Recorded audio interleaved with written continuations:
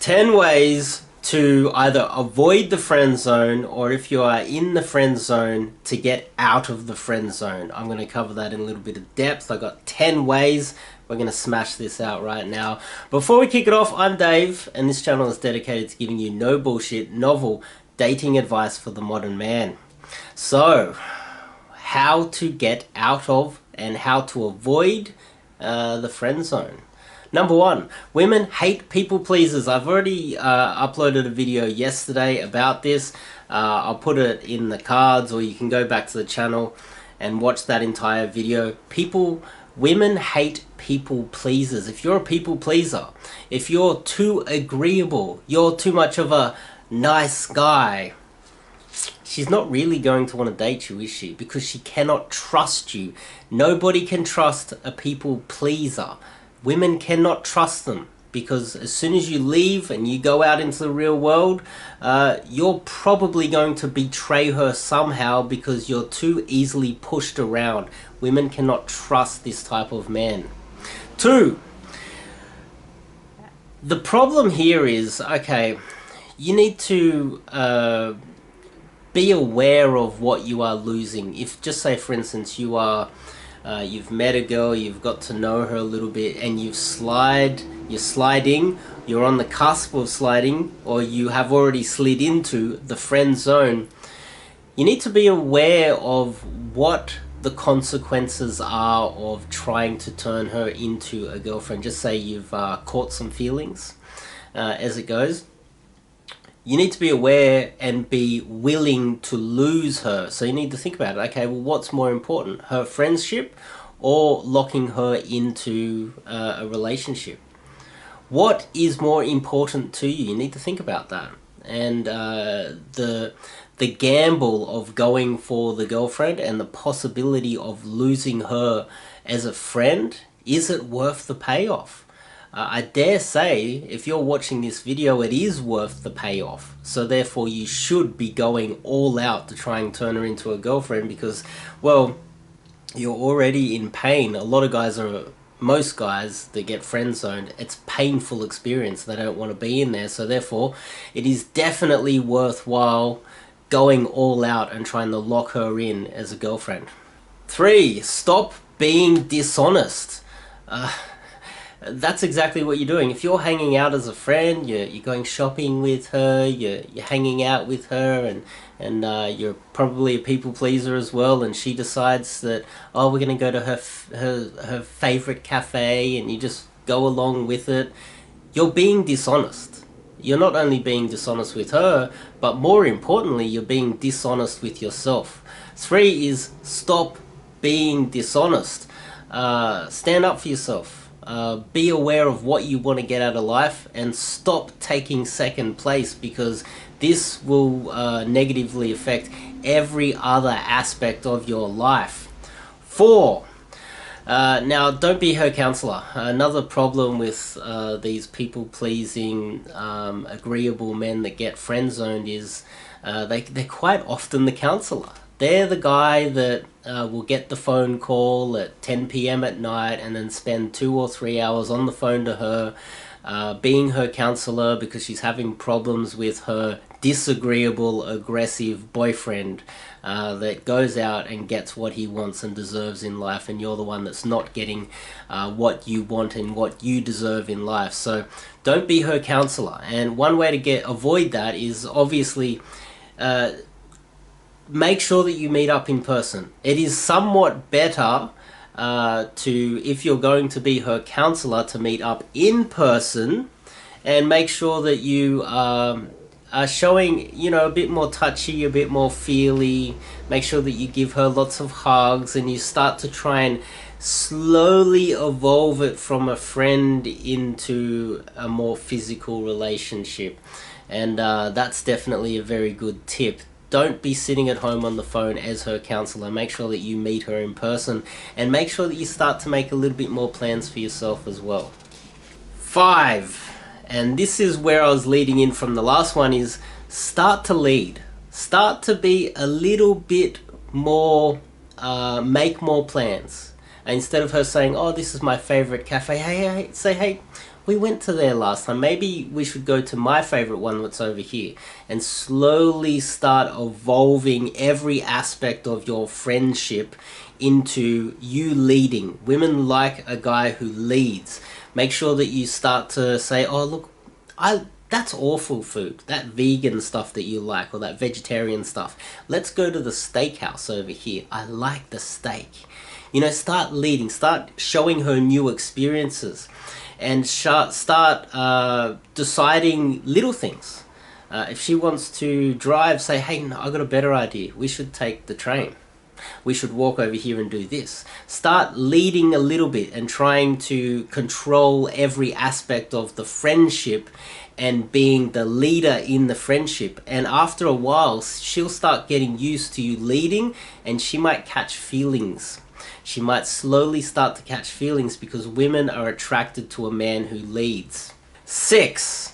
6 is one of my own little tips, is learn to associate friend with sex. And so sometimes a girl will try, girls have tried many times, and they're continuing to try to friend zone me all the time, you know. And what you do is you associate friend with sex. So for instance, if she goes, oh, you know, we're just friends or whatever, and then you put your hand around and go, oh, I'm so glad that we're friends, and then whisper in their ear and say, friends, I love being friends with you. She'll be like, hey, you know, in a sexual manner. You associate friends with sex. So for instance, she likes to watch a movie or whatever, you invite her back to your place to, just as friends, watch this movie on your bed with you. And you make these little tiny innuendo jokes, and you associate them with sex. And then she'll stop saying friends altogether.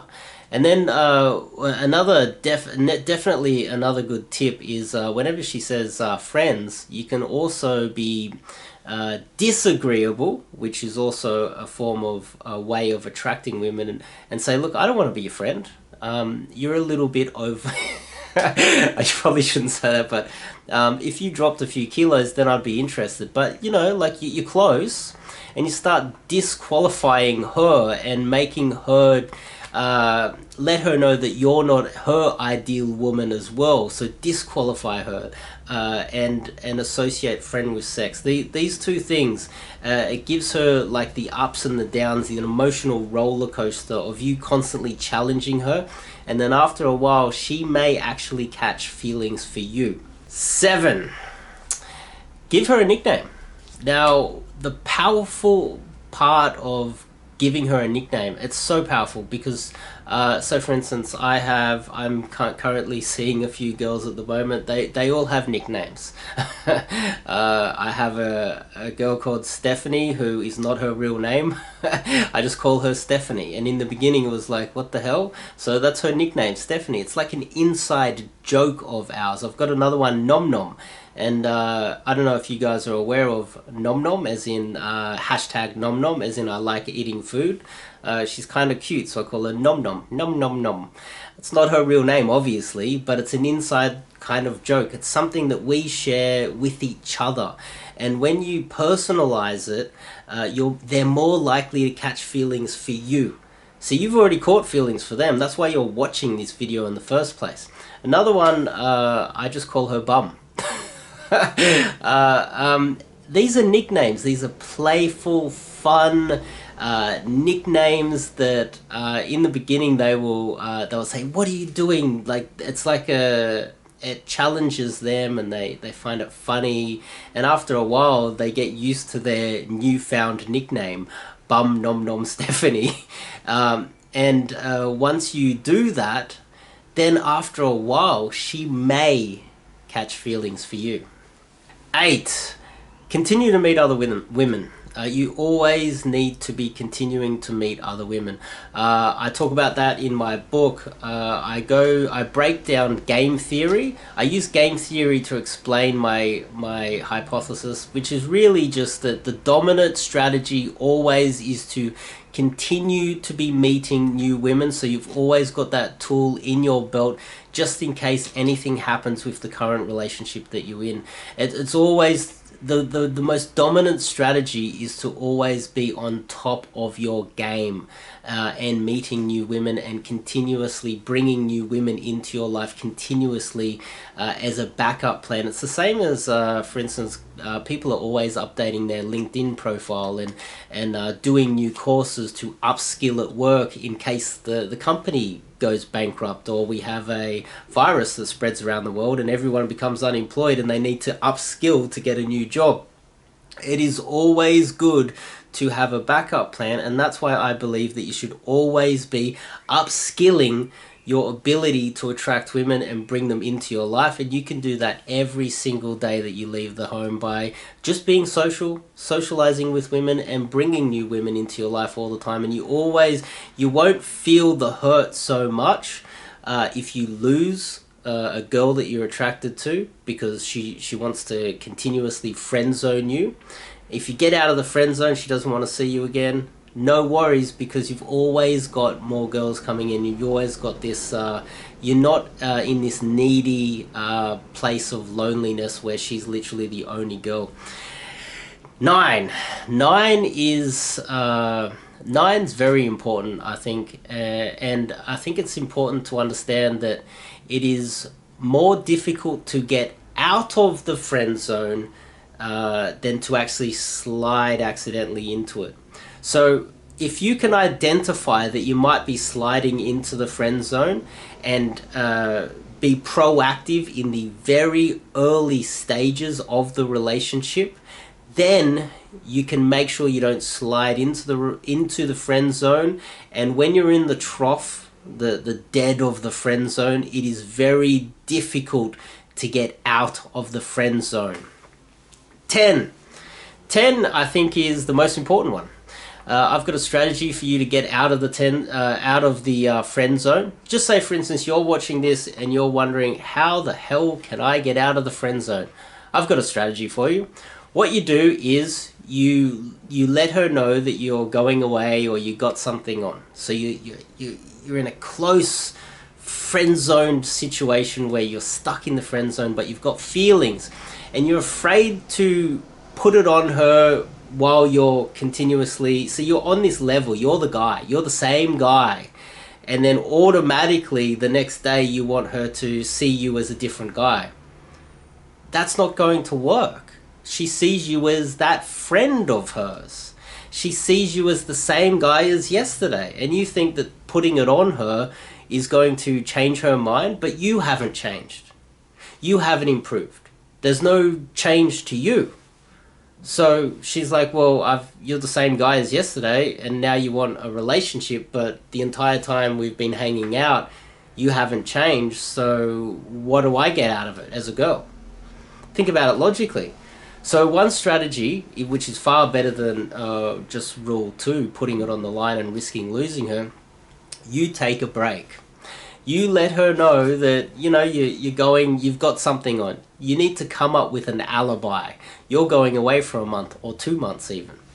And then what you do is you go and improve yourself. You either work on your career, you hit the gym, just a little fraction will do anything. You work on your confidence, you work on yourself, and you work on your fashion, and then you come back to her 1, 2, 3 months later and you go, hey, I haven't seen you in ages, and you turn up dressed, bam, a little bit more jacked, bam, a little bit more confident, bam, you're a little bit higher educated, you're a little bit more ambitious, you've got all these other things going for you, boom, you're a different guy. And then this time you put it on her.